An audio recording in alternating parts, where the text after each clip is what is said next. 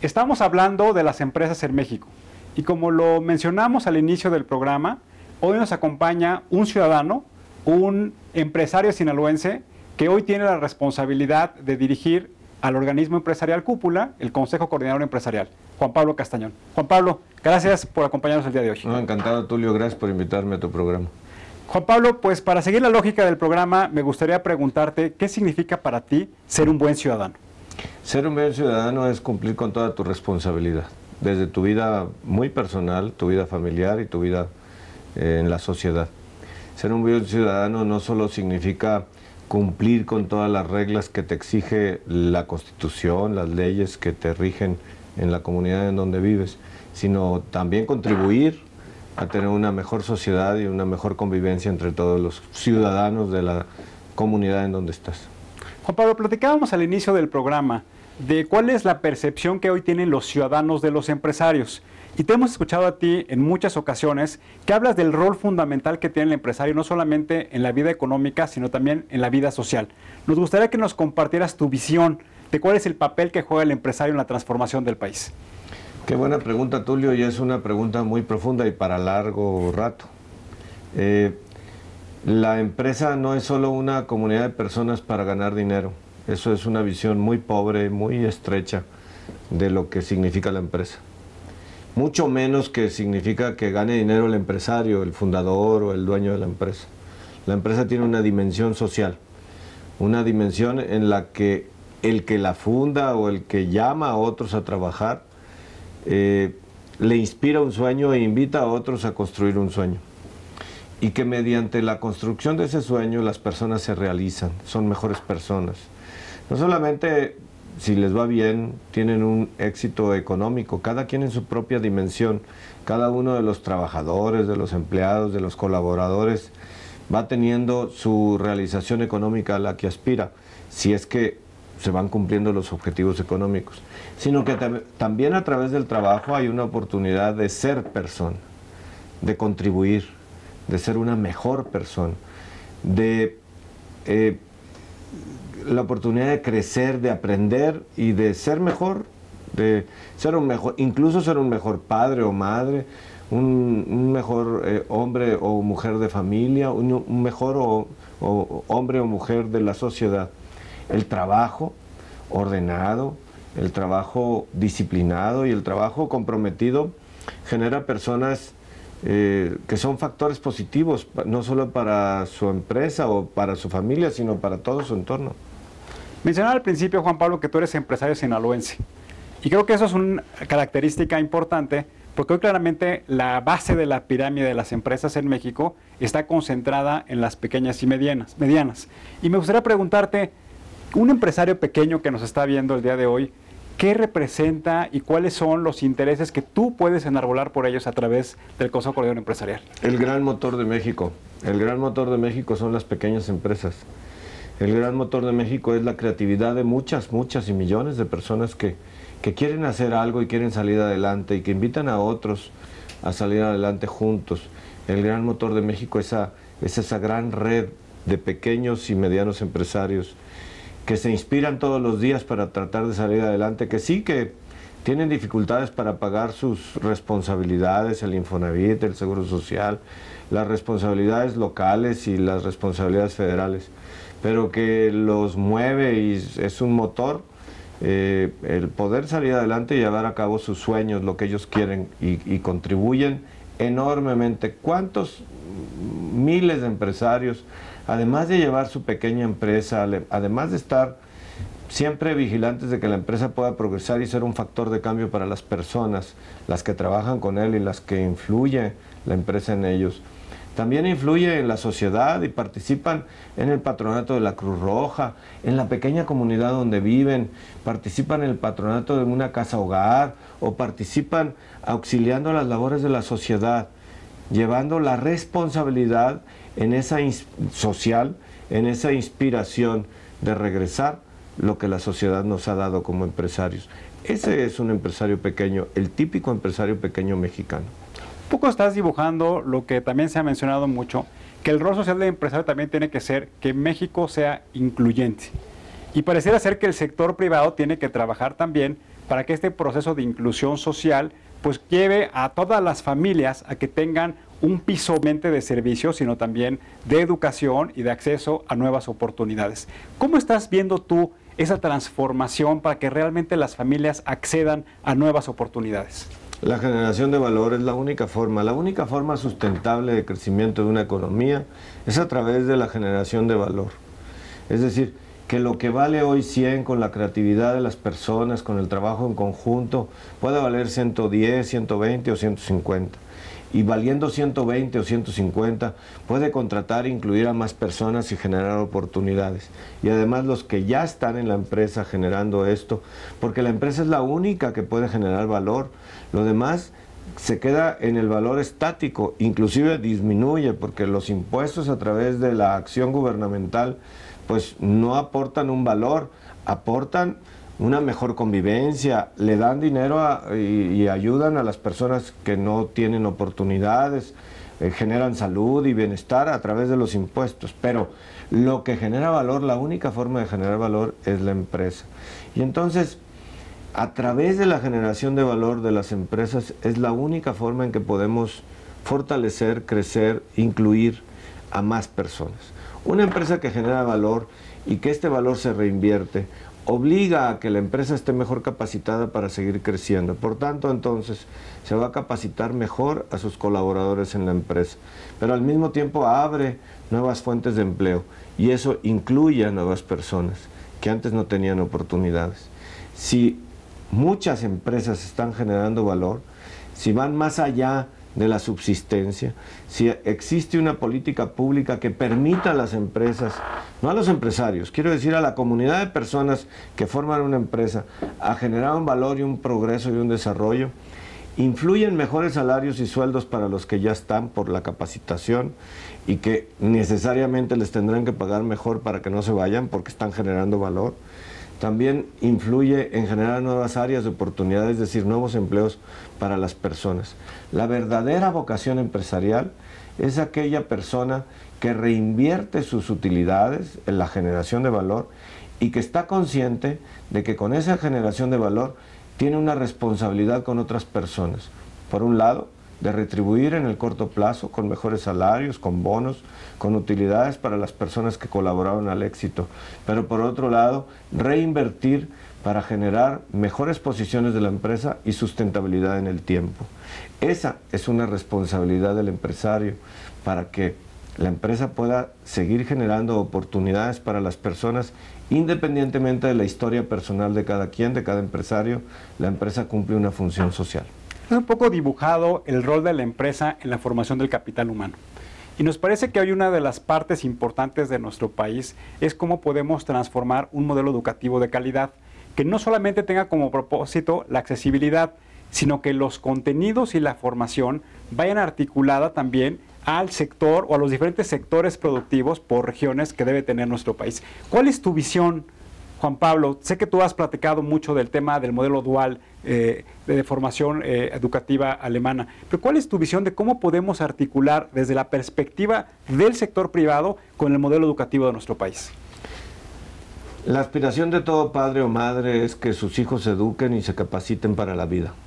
Cuando hablamos de educación, lo primero que pensamos es en educación básica, la escuela primaria y secundaria. Y es lógico y es correcto.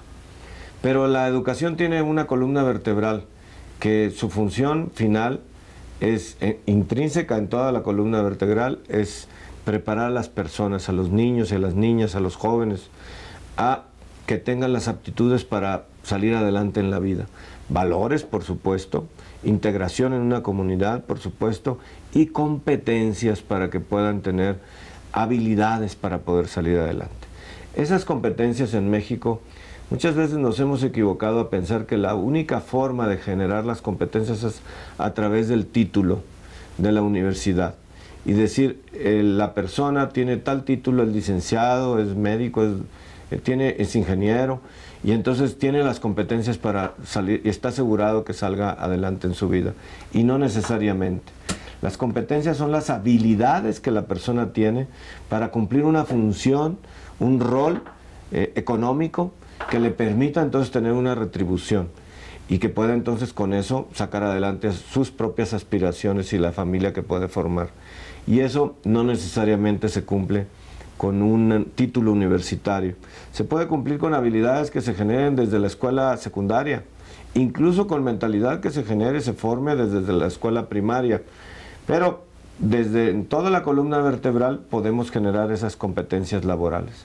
Desde mi punto de vista, México tiene la gran oportunidad en los años futuros de generar muchísimas empresas y oportunidades para gente que esté abocada a competencias laborales en la parte técnica. Porque en México hemos ido avanzando en distintas vocaciones competitivas, en el área automotriz, en el área aeroespacial, en el área de la manufactura, en áreas específicas de la economía. Y si generamos competencias laborales para que las personas tengan un certificado que les acredite y además las habilidades para insertarse en la vida laboral en cualquiera de las etapas como técnico básico, técnico medio, técnico superior, tienen las oportunidades de ganar un poco más y acreditar sus conocimientos. Por eso la formación dual me parece una extraordinaria oportunidad para generar ese conocimiento, esas habilidades, para que los niños y jóvenes tengan la oportunidad de salir adelante por sí mismos, pero que estén conectados al mismo tiempo, que vayan al salón de clases 2 días de la semana y 4 días a la propia empresa y que les permita generar las habilidades aplicando sus conocimientos del salón de clases en la empresa y que una vez que terminen su formación académica tengan las competencias para que la misma empresa los pueda contratar o otra empresa similar. Eso me parece que es un enfoque para la competitividad de las propias personas para que puedan salir adelante.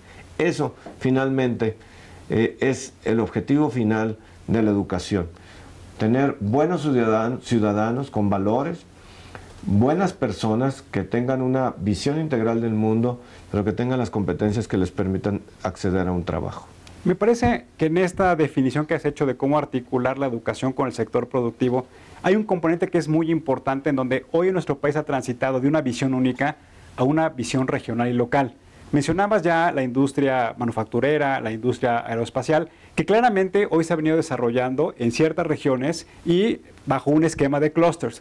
¿Cómo estás viendo tú esta vinculación del desarrollo regional y local con la competitividad y la productividad de nuestro país? Cada región en México y en el mundo, cada región tiene sus propias habilidades o factores de competitividad por su historia, por sus vocaciones, por lo que han venido haciendo sus mujeres y hombres en esa región. Digamos que hay regiones que tienen una vocación agropecuaria, pero hay otras regiones que tienen una vocación industrial o logística por su situación geográfica o por su propia historia. Y entonces cada región tiene que construir su valor agregado, su aportación a la economía, pero las oportunidades de generar valor de acuerdo a sus competencias. Por supuesto que hay circunstancias que la misma historia te va cambiando. Y entonces, por ejemplo, los puertos mexicanos hace 20 o 25 años pues tenían a lo mejor poca actividad, excepto el puerto de Veracruz. O el puerto de Altamira, que lo conformaban un grupo de empresas de la industria química que necesitaban tener conectividad. Pero otros puertos están teniendo un extraordinario potencial por la propia historia de la nación, por lo que el Estado mexicano ha venido conveniando y aperturando en relaciones comerciales con otros países. Y entonces la oportunidad para generar nuevas vocaciones se va dando en la historia de las regiones. Pero esas nuevas vocaciones con las vocaciones intrínsecas de la región van generando dónde están las oportunidades. Y ahí yo puedo decir que la mejor forma de salir rápidamente adelante de una región es que entienda su ubicación en la competitividad global y vea con quién puede hacer sinergias en la generación de conocimiento y por tanto después de generación de valor. Y así zonas económicas de México que no solamente son estados, que son regiones, que tienen que entender cuál es su vocación primordial, apuntalar el conocimiento orientado a esa vocación y generar sinergias. Ese es el verdadero desarrollo regional en donde política pública, se una con las vocaciones empresariales, el conocimiento, lo que hacen las personas, lo que es más rápidamente factible en competitividad y el conocimiento que se da a través de centros de investigación y centros de formación académica. Si generamos un triángulo que sea virtuoso de comunicación entre las políticas públicas, la empresarialidad y el conocimiento de académico y de investigación, de innovación, generamos más rápidamente el valor. Eso es un enfoque regional en donde se aboca a las competencias regionales más factibles y se construye rápidamente pues un entorno que permita generar oportunidades, generar valor y generar entonces una sustentabilidad de crecimiento y desarrollo económico. En México tenemos regiones que crecen al 12, al 6, al 8% anual, que prácticamente tienen pleno empleo. Y tenemos otras regiones que están en la media tabla, que crecen como crece toda la nación. Y para generar el crecimiento del 2 o del 2.5, pues quiere decir que otras regiones decrecen. Otras regiones que no están alineadas al crecimiento. Y eso nos da a distintos Méxicos. Un México que va creciendo, que va insertándose en la comunidad internacional, va generando empleos, va generando conocimiento, va generando valor y nuevas oportunidades, y otro México que cada vez se va rezagando más y entonces va generando más frustración, más cacicazgos, más privilegios para unos cuantos y muchos menos para muchas personas. Deja un poco tratar de eslabonar lo que mencionas. Hoy pareciera ser que uno de los barreras de entrada para que la economía regional produzca más tiene que ver con la capacidad de gobernar de manera local. Hoy en el país estamos viendo nuevamente señales de que está perdiendo la gobernabilidad en algunas ciudades del país. Desde el punto de vista del empresario, ¿cómo se puede reconstruir la confianza del ciudadano en la capacidad de los gobiernos, sobre todo en el ámbito local, para resolver sus problemas? Un gran esfuerzo de parte de los partidos políticos para proponer los mejores cuadros. Pero los cuadros no solo que ganen elecciones, sino que den un buen testimonio con la formación y valores cívicos. Desafortunadamente tenemos un mal testimonio en muchas regiones del país, en donde el uso del poder público va ligado intrínsecamente, de una manera equivocada, al uso del recurso público, y pareciendo equivocadamente que el recurso público para un funcionario le significa su propio patrimonio. Entonces hace uso del recurso público como si fuera su propio patrimonio. Y en el municipio es la figura democrática que más proximidad con la población existe. Es decir, que los vecinos se dan cuenta de cómo el funcionario, una vez que empezó a usar los recursos públicos, de repente tiene un cambio de vida extraordinario, es decir, muy notorio. Y ahí es donde tenemos que formar funcionarios públicos, políticos, candados políticos de los propios partidos y también consecuencias para las personas que aspiran al poder público, que verdaderamente vayan para servir. Evidentemente las personas tienen que estar bien pagadas para que puedan no estar distraídas en el ejercicio de su función para hacerlo correctamente. Pero bien pagadas no significa el uso indiscriminado de los recursos sin rendición de cuentas. Bien pagadas significa un buen salario y compensaciones para nuestros funcionarios, y una gran consecuencia para quien hace mal uso de los recursos públicos. Es el municipio el primer orden de gobierno donde tenemos que poner atención. Generalmente nos distraemos con los otros dos órdenes de gobierno, que no dejan de ser muy importantes, pero la proximidad ciudadana es donde nos está exigiendo como sociedad tener una alta participación para que en la exigencia podamos tener un mejor testimonio de nuestros políticos. Juan Pablo, el CCE, tú en lo personal, han sido promotores de la Ley 3 de 3. Nos parece que hay un reclamo de la sociedad permanente, es que tengamos un sistema nacional anticorrupción que le devuelva la confianza a los ciudadanos, que se permita identificar con toda claridad y documentar legalmente cuando hay un desvío de recursos, no solamente desde la esfera pública, sino también desde la esfera privada. Me gustaría conocer cuál debe ser el papel que debe tener el empresario en el uso de los recursos. Con alta responsabilidad y con un gran testimonio. Aquel que usa recursos públicos tiene que rendir cuentas. Aquel que no los usa está en su derecho de la privacidad, pero el que está usando recursos públicos tiene que tener mecanismos de rendición de cuentas. Yo entiendo que la iniciativa Ley de 3 está inserta en la gran aspiración de los mexicanos de tener un avance en la rendición de cuentas y en el control de la corrupción y sobre todo de la impunidad. Rendición de cuentas significa transparencia, rendición de cuentas significa responsabilidad. Y entiendo que probablemente para los políticos la iniciativa 3 de 3, una gran iniciativa ciudadana, tenga algunos matices que desde el punto de vista político tendría que encontrarse el camino para que pueda aterrizarse factiblemente. Platiquémoslo, sociedad y gobierno.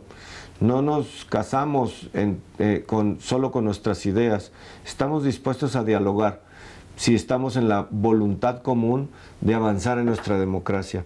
Y en nuestra democracia exige hoy en día que avancemos en transparencia y rendición de cuentas, que avancemos en esquemas de combate frontal a la impunidad y por supuesto a la corrupción. Eso es una demanda social. No podemos sustraernos en paradigmas que nos dividan y nos separen. Tenemos que encontrar las fórmulas de vencer estos paradigmas y encontrar cómo avanzamos en esta materia. Transparencia y rendición de cuentas es una demanda social, pero también es una obligación política.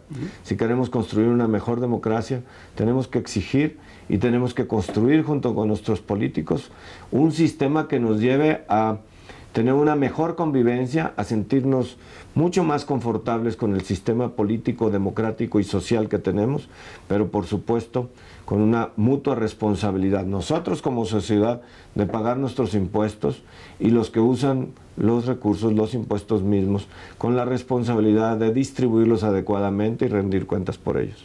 Hoy hay la perspectiva del ciudadano, que parte del uso de los recursos públicos se ha ido en las grandes deudas que tienen los gobiernos de los estados.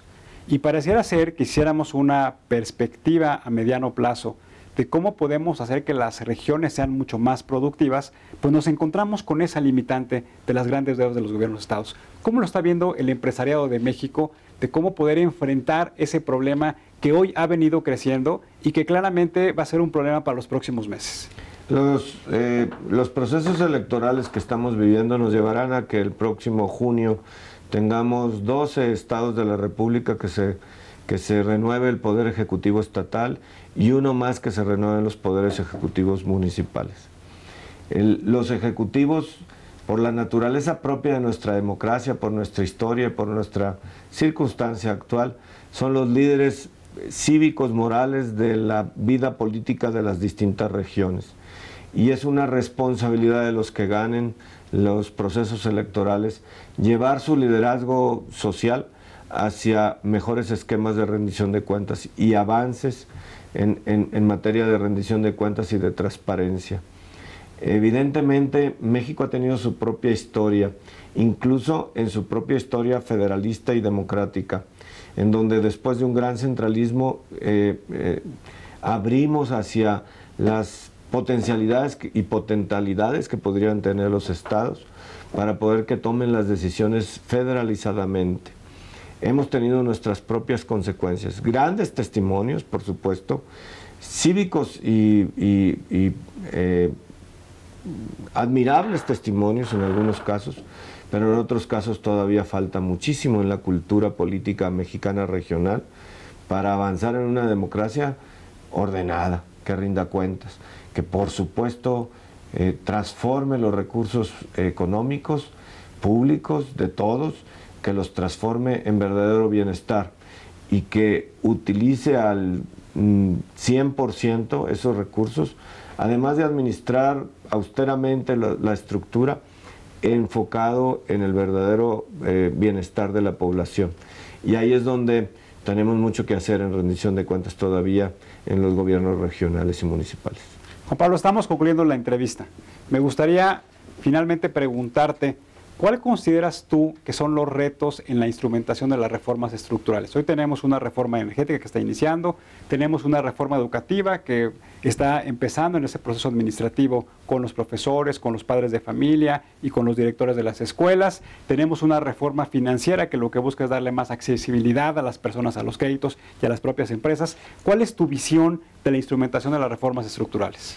En un todo, como un conjunto, el desarrollo y las oportunidades para las personas, para que más mexicanos tengan oportunidades de salir adelante, para que más mexicanos tengan una educación de calidad que les lleve a tener estas competencias de las que hablábamos, para que más mexicanos que tengan la iniciativa de generar desarrollo, tengan la oportunidad de un financiamiento y que haya claridad y transparencia en el propio financiamiento y seguridad para otorgarlo y para recibirlo, y para que más mexicanos tengan un empleo derivado de la inversión que se puede dar en México, en telecomunicaciones, en energía, en turismo, como estamos viviendo hoy en día, en distintas áreas de nuestra economía donde se brindan oportunidades. Para eso tenemos que hacer una gran red de empresas mexicanas que aterricen las oportunidades que las reformas han dado, que por supuesto tengan empresas tractoras mexicanas o extranjeras, pero que haya una red de conocimiento mexicano que vaya generando tecnología mexicana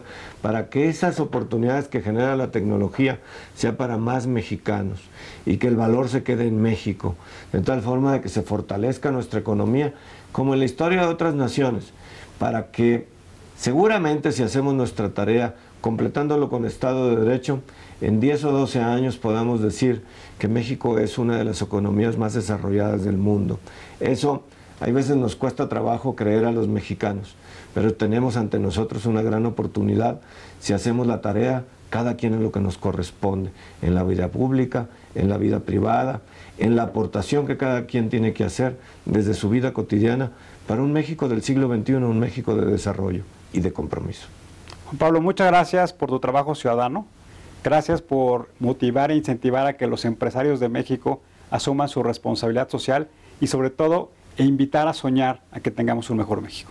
Muchas gracias por invitarme a tu programa. Felicidades por el mismo y por su contribución para un México democrático de ciudadanos de bien.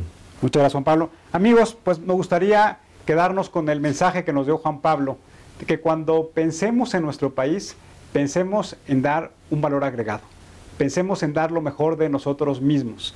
Pensemos en cómo podemos utilizar nuestro talento, nuestra creatividad, nuestra generosidad, para que pensando en el otro, tengamos esa capacidad de transformar a nuestro país. Y transformarnos significa pensar en una gran reforma legislativa. Significa pensar en los que tienen menores oportunidades y que tal vez en el día a día, con que le compartamos tal vez un calzado, un abrigo, un alimento, con eso podemos contribuir a cambiar su percepción de la vida. Muchas gracias, nos vemos en la próxima y ante todo recuerden, seamos buenos ciudadanos. Hasta la próxima.